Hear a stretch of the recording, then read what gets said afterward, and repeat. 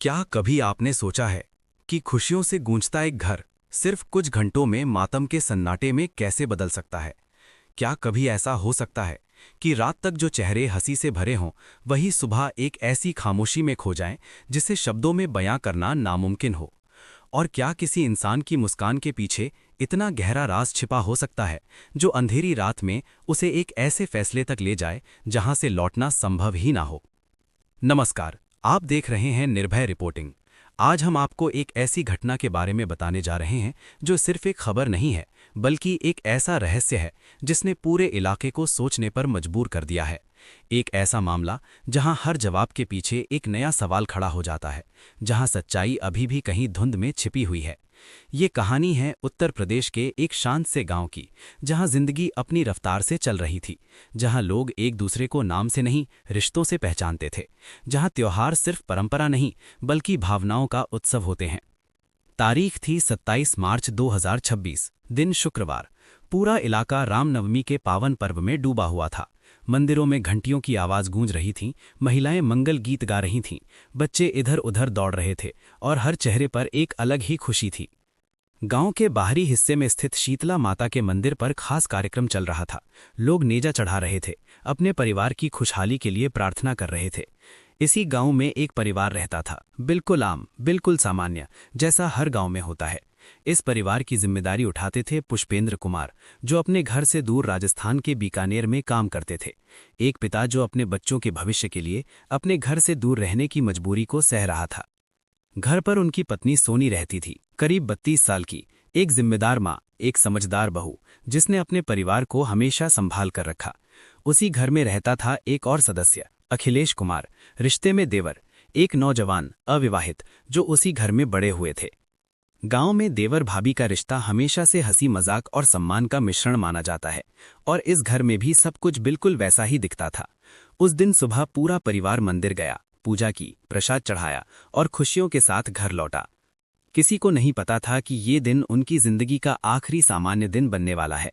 शाम होते होते घर में जश्न का माहौल बन गया। त्योहार था, परिवार साथ था, तो फैसला हुआ कि रात को डीजे लगेगा।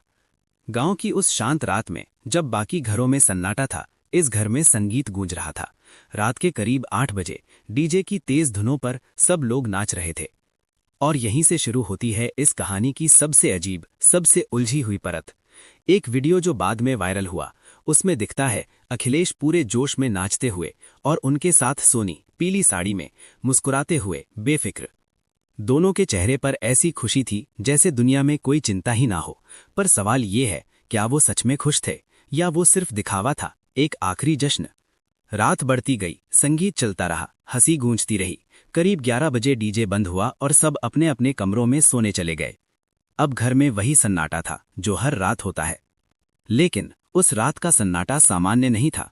रात 11 बजे से सुबह 4 बजे के बीच क्या हुआ, किसने क्या सोचा, किसने क्या कहा, ये आज भी एक रहस्य है।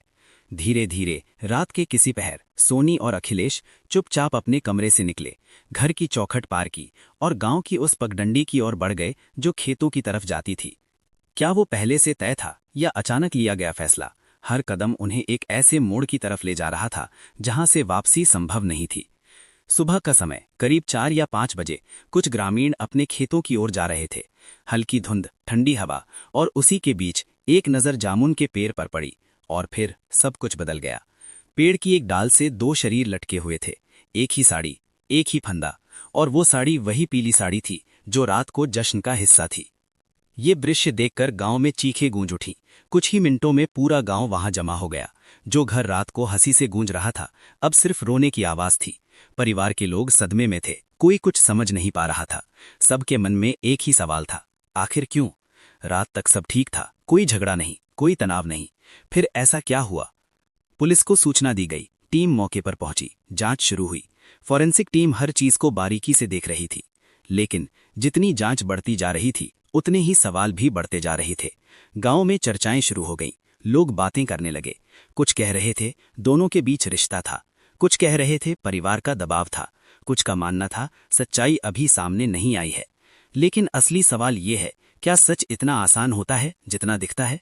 क्या ये सिर्फ एक भावनात्मक फैसला था या इसके पीछे कोई गहरी कहानी छिपी है? दो छोटे बच्चे जो इस सब से अनजान थे अब जिंदगी भर के लिए एक खालीपन के साथ जीने को मजबूर हैं। एक पिता जो दूर शहर में मेहनत कर रहा था अब टूट चुका है, और एक गांव जो कल तक त्योहार मना रहा था आज खामोश है।